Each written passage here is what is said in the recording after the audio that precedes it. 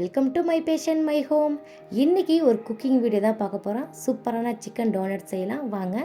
இதுக்கு boneless chicken 200 gram எடுத்திருக்கேன். அதில் பாதி 100 கிராம் பாயில் பண்ண உருளைக்கிழங்கு எடுத்திருக்கேன். கொஞ்சமாக ஜிஞ்சர் கார்லிக் பேஸ்ட், அதோட பிளாக் பெப்பர் பவுடர் இது ஒரு ஸ்பூன் எடுத்திருக்கேன். இதில் தேவையான அளவு இப்போ சால்ட் ஆட் பண்ணிக்கலாம். நெக்ஸ்ட்டு ஒரு மீடியம் சைஸ் ஆனியன் எடுத்து இதை மாதிரி சின்னதாக பொடி பொடியாக கட் பண்ணி வச்சுருக்கேன். இதையும் இதை கூட ஆட் பண்ணி ஒரு மிக்ஸி ஜாருக்கு மாற்றிக்கலாம். இதில் கொஞ்சமாக பிரெட் கிராம்ஸ் ஆட் பண்ணிக்கலாம். இது இப்போ ஒரு ஃபைன் பேஸ்ட்டாக அரைச்சி எடுத்துகிட்டு வந்துடலாம். பாருங்கள், இந்த கன்சிஸ்டன்சியில் இருக்கணும். இதை இப்போ ஒரு பிளாஸ்டிக் கவருக்கு வந்து நம்ம ட்ரான்ஸ்ஃபர் பண்ணிக்கலாம். நான் வந்து என்கிட்ட அலுமினிய கவர் இருக்குது, நான் இதை எடுத்துருக்கேன். நீங்கள் ஆயிலெலாம் வாங்குவீங்கள, அந்த கவரில் கூட இதை எடுத்துக்கலாம். இதில் முக்கால் பாகத்துக்கு மட்டும் நீங்கள் சிக்கன் பேஸ்ட்டை ஃபில் பண்ணுங்கள். ஏன்னா அந்த கவரை பிடிச்சி நம்ம சிக்கன் டோனட் செய்கிறதுக்கு ஷேப் கொண்டுட்டு வரணும். ஸோ பிழிஞ்சு எடுக்கிறதுக்கு நீங்கள் கை பிடிக்கிறதுக்கு ஒரு முக்கால் பாகத்துக்கு மட்டும் சிக்கன் பேஸ்ட்டை ஃபில் பண்ணுங்கள். நெக்ஸ்ட்டு ஒரு பிளாஸ்டிக் கவர் இது போல் எடுத்துக்கோங்க. இதை வந்து இந்த மாதிரி ஒரு பாக்ஸு ஃப்ரீசரில் வைக்கிறதுக்கு தகுந்த மாதிரி ஒரு பாக்ஸ் எடுத்து அதில் இந்த பிளாஸ்டிக் கவரை வச்சு அது மேலே வந்து நம்ம இப்போ அந்த சிக்கன் பேஸ்ட் எடுத்து வச்சோம்ல, அதை வந்து அந்த டோனட் ஷேப்புக்கு நம்ம பிழிஞ்சு எடுத்துக்கலாம். கொஞ்சம் பெரிய சைஸாகவே பார்த்து கட் பண்ணுங்கள் அந்த கார்னரை. இப்போ இதை டோனட் ஷேப்புக்கு ரவுண்ட் ஷேப்பில் பிழிஞ்சு எடுத்துக்கலாம். பாருங்கள், இந்த மாதிரி. நான் குழந்தைங்களுக்கு கொடுக்குறதுனா சின்ன சைஸில் போட்டிருக்கேன். நீங்கள் இன்னும் கொஞ்சம் பிக் சைஸ் வேணும்னா கொஞ்சம் பெருசாக்கி பிழிஞ்சு எடுத்துக்கோங்க.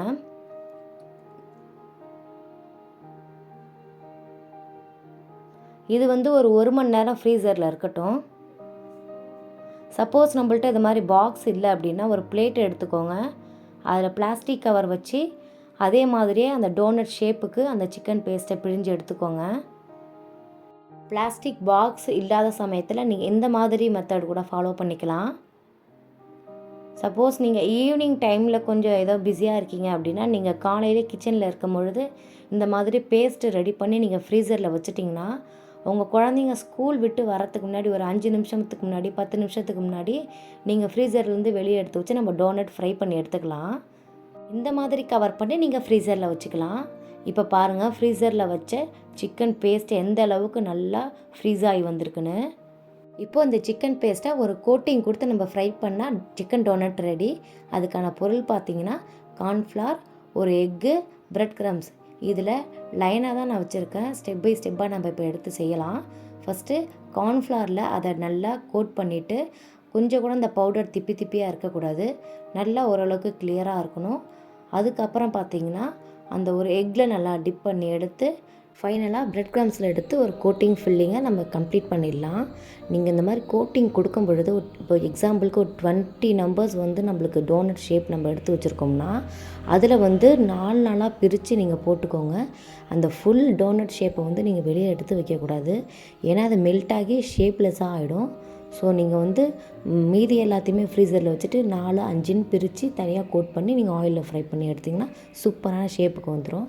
பாருங்கள், இப்போ இந்த மாதிரி கோட் பண்ணி நல்லா எடுத்துக்கலாம். ஆல்ரெடி நம்ம ஆயிலை வந்து ப்ரீஹீட் பண்ணிட்டோம்.